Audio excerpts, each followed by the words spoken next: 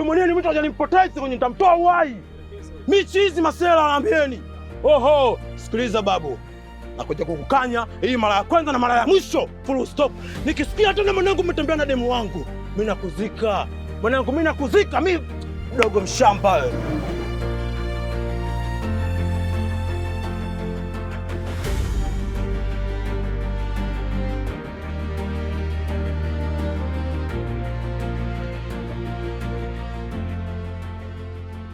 Kabasele, nina imani taarifa za wewe kuhama humu ndani umezipata kutoka kwa binti yangu, lakini naona mpaka hivi sasa umezipuuzia. Huonyeshi hata dalili ya kuhitaji kuhama humu ndani, yaani kana kwamba kama mimi na wewe tumeshia matofali, mchanga ama bati kuijenga hii nyumba, ili hali mpaka hivi sasa una miezi mitatu hujalipa kodi hapa na kubeba. Sasa mimi ninachokuomba kwa utaratibu tu, nakupa wiki hizi 2. Tena hizo wiki 2 zenyewe bado naendelea kuziwaza, huenda hata nizipunguze, na kuhitaji humu ndani mwangu uhame. Lakini mzee wangu, lakini nini? Ninachohitaji uhame, kwa maana kwanza mguu wako ushakuwa kero humu ndani, unatoa harufu. Hilo la kwanza. La pili, wewe tayari umeshakuwa kama kituo cha ombaomba humu ndani. Watu wote huko wananishangaa mimi, wanasema bwana, pale yule jamaa kafungua kituo nini cha maombaomba Yaani umekuwa unaombaomba vyumba vote, wapangaji unaenda unaombaomba, majirani wote unaenda unaombaomba. Kwa nini?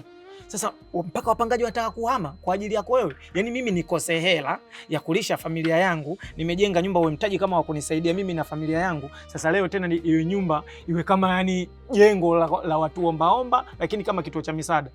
Hicho kwangu mimi hakiwezekani. Hiyo yote hutokana na hali yangu mzee wangu. Hali yako mimi nanihusu nini? Hali yako, apigie simu familia yako uhame humu ndani. Yaani nimesema uhame, sihitaji kuendelea kubaki na wewe tena hapa ndani. Sawa. Haina cha sawa, uondoke.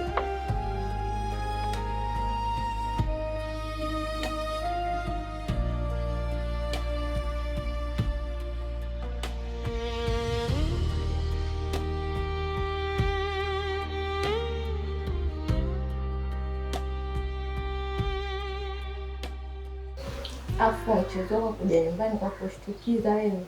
Kuja siku tena ka Shabani. Sasa Shabani kwa nini sana natoka na watoto wa watu? Afu sikia. Yaani Wasukuma tukishapenda ama masuala ya kuogopa watu yanakuwa hayapo. Naambia. Anyways, mimi kilichonileta hapa bana ni huyo mshamba wako. Inawezekani mtu mmoja atake kuninyima amani hapa mtaani. Nimeenda zangu pale kijiweni, naenda kuchukua pikipiki, naenda zangu town kwenye mishemishe zangu, maana atokea muuni mshamba mmoja tu anakuja kuanza kunipa vitisho, mara ataniua, sijui nitakupoteza mtaani.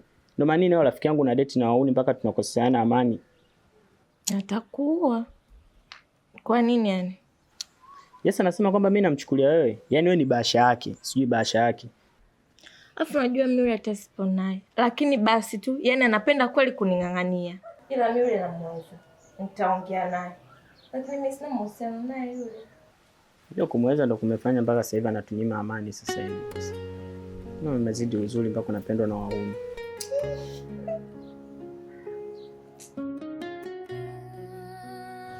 Kwanza nachukua nafasi hii kukupongeza. Umefanya vizuri sana. Na kama ukubwa wa kazi tayari kuna asilimia kadhaa tumeshaipunguza. Kwa hiyo kama ni kubakia kazi, imebakia kiasi kidogo sana cha kumalizia tu. Nini tena kinachofuata?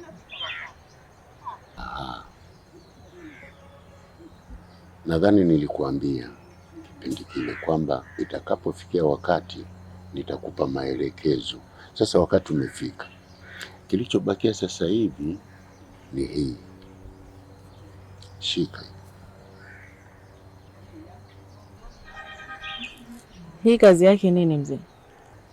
Nakupa maelekezo.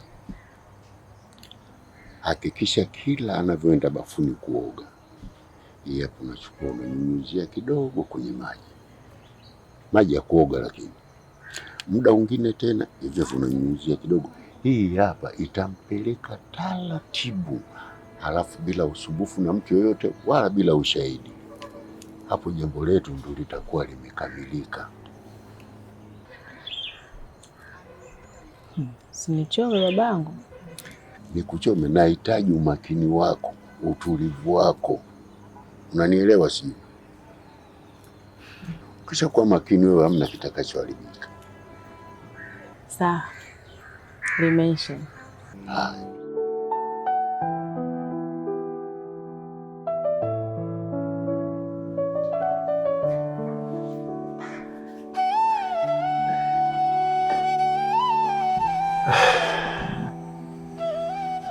Sikiza kakaangu, achana na hivi vidonge ninavyokupatia kila siku, vitakuletea shida kubwa sana. Sasa kama nitaachana navyo, ni vipi nitaishi na haya maumivu yanayonikabili dadangu? Tafadhali, hebu endelea kunisaidia tu dadangu. Kwa hali ya mguu wako na hivi vidonge kila siku nakupatia, achana na hivi vidonge kwa sababu ni vikali sana. Mimi ningependa tu kukwambia kakaangu, tafuta hiyo hela ufanye operation. Dada, uwezekano wa kupatikana hiyo pesa kwangu ni mgumu sana, na ndio maana nikaona nivitumie tu hivi vidonge. Wewe endelea kunisaidia tu dadangu, nakuomba sana.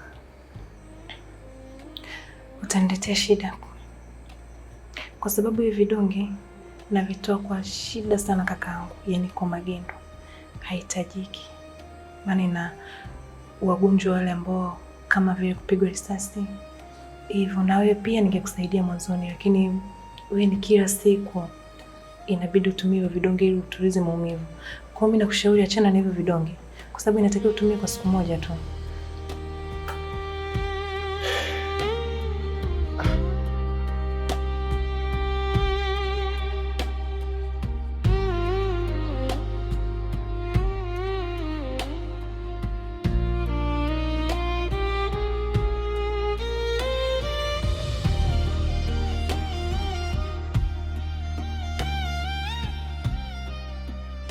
Saizi Mpola kafungua milango iko wazi na yuko tayari kuendesha mapenzi, wewe na yeye mkajenga familia yenu.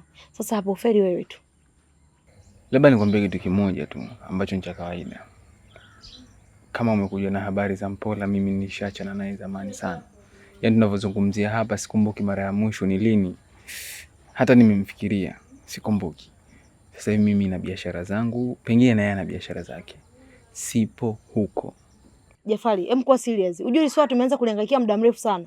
Afu sasa hivi ananiambia tu like hizi, yani eti niko na mambo yangu na yeye anaendelea na maisha yake. Kweli?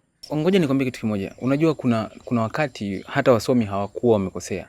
Ndio maana waliweka wakati uliopita, uliopo na unaokuja. Umeshasema tulikuwa na sasa hatupo. Kwa nafikiri pengine kama ulikuja na hizo taarifa ukafikiria ukija pengine utaniambia utaka pesa sijui nini. Hapana. Pengine kama una shida na pesa hiyo, sema nikupe, lakini kama hauna iko kitu kingine. Kwa sasa wewe ushanikalili mimi nikija hapa kwako nataka hela, si ndio? Kwa hiyo vitu vingine mimi hapa siwezi nikaja navyo, au na habari yote siwezi kuja, nakuja tu kwa ajili ya hela, si ndio? Jafari. Sikia nikwambie, afu mimi nishajua wewe una msimamo. Sasa hivi mambo yamenyoka, wewe unagaili. Sasa ndo maisha gani? Haya, karibu tena. Mimi ni mtu najikuta mwenye hatia kubwa sana. Kwa kitendo ambacho nilichomfanyia mwanamke wangu. Na najikuta ni mtu ambaye naumia sana moyoni mwangu. Najikuta ni mtu mwenye hatia kubwa mno. Yaani kikweli naumia sana. Yaani ndio maana nimekukuta umekuwa mnyonge mpole kwa ajili ya hilo tu. Wewe mtoto wewe, mimi ndio baba yako. Na haya unayafanya wewe ndio na mimi enza ujana wangu ndio nilikuwa napita humo. Na huo ndio wanaume, usimba huo, ujasiri huo.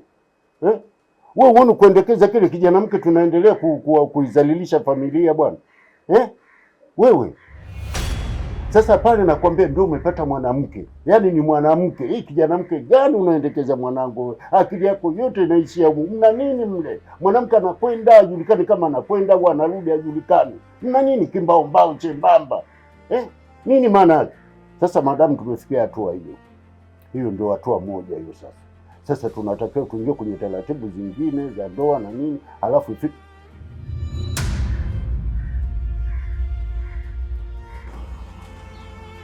sasa kijana wangu pale nyumbani niliacha kikazi kidogo, sasa nataka nikakimalizie. Kwa hiyo nadhani tutaendelea. Sawa.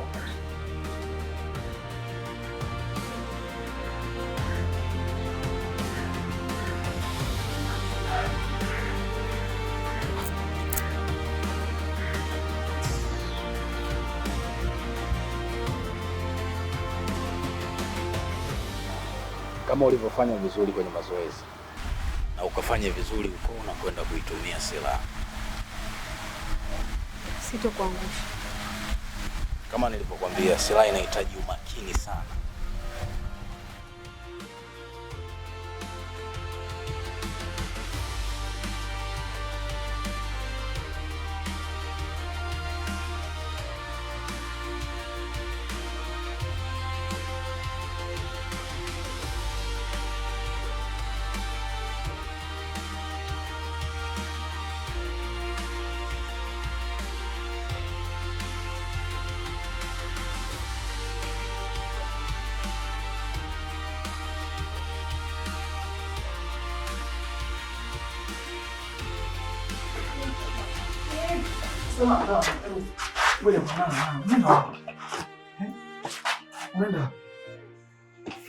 Ninakwenda hapa kuhusu wewe. Naomba uoe huyo mwanamke uliochaguliwa na baba yako.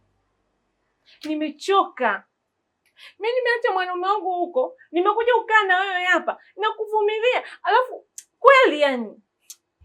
Sasa yani wewe badala tukae chini tuyajenge, tuyapange, tujue tunafanyaje ili swali liishe. Sasa hiyo paniki itasaidia nini? Uyajenge na nani Mungu? Yaani umetoka hapa, umeenda umenisaliti, unakuja hapa unajibaraguza nishaongea nani nishafanya. Wakati umenisaliti, uyajenge na nani yani? Sasa iko hivi. Mimi naomba turudi ndani. Tuyaongee. Bwana mimi tulikuwa tunaishi vizuri kipenzi, bwana hivyo lakini yule mwanamke uliochaguliwa na baba yako ni mzuri. Mrembo kabisa. Yaani mnaendana kabisa. Utapata kila unachokitaka kwake. Niache mimi niende na maisha yangu. Niache tu. Siwezi yani siwezi. Kwa hiyo maamuzi yako ni hapo? Naondoka. Kwa nini unaondoka? Siwezi.